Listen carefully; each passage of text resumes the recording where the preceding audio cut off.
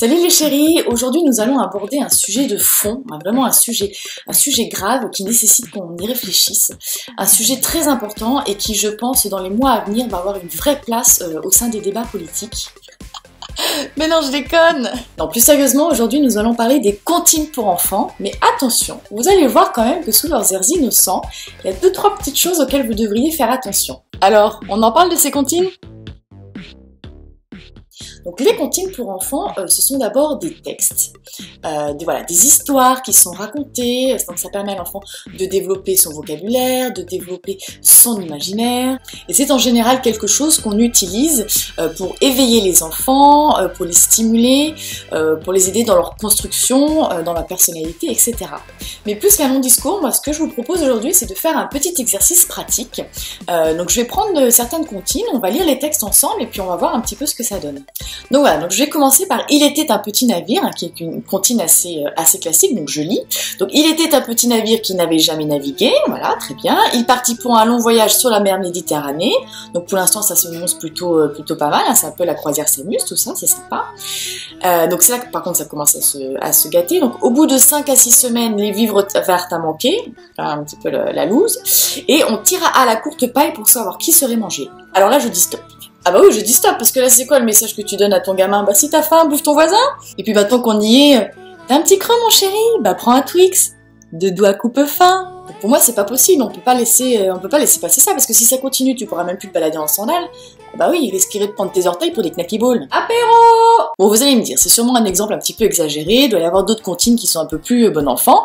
Donc on va en prendre une deuxième, au hasard. Donc là j'ai choisi un pou et une puce. Donc je vous lis.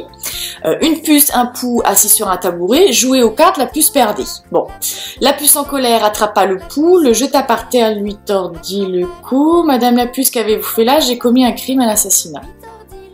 Et merde. Bah après le cannibale, le mafieux qui joue au poker, super. Bon allez, on se décourage pas, on va quand même bien trouver une comptine qui soit un peu sympa.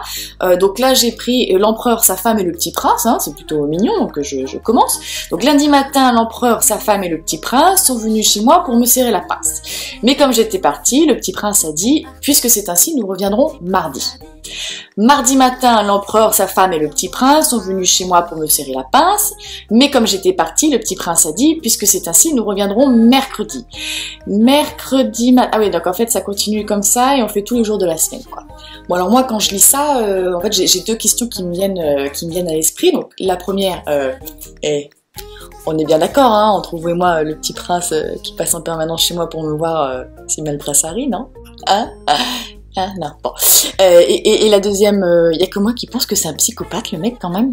Déjà, de 1, il passe chez moi sans prévenir, totalement à l'improviste, alors pas de mail, pas de coup de téléphone, pas de texto, rien. Y a pas internet chez mamie à Buckingham Palace? Et de 2, bon, alors, allez, très bien, tu passes une fois, ok, je comprends, tu tentes le coup, ok. Tu passes 2 fois, bon, à la limite, d'accord, ça peut se comprendre. Tu passes 3 fois, bon, tu passes 3 fois, tu peux passer 3 fois. Tu passes 4 fois, non mais, il y a un moment, stop! Si votre gamin vire psychopathe, harceleur de porte et porteur de diadème, faudra pas vous étonner. Bon, on l'a vu, la partie texte, c'est pas toujours ça. Mais on peut parler aussi de la mélodie, hein, pour former l'oreille musicale, tout ça. Non mais sérieusement, les mélodies? Faites un trajet de 8 heures de bagnole avec les gamins qui vous réclament 100 fois la même comptine et on en parle de la mélodie. Eh ben oui, hein, parce que les 1, 2, 3, 4, 100 km à pied qui usent les souliers, et à un moment ça use pas que les souliers, ça use aussi les oreilles. Et si t'as de la joie, tape dans tes mains. Et ben tu vas voir qu'à un moment j'ai pas tapé dans mes mains.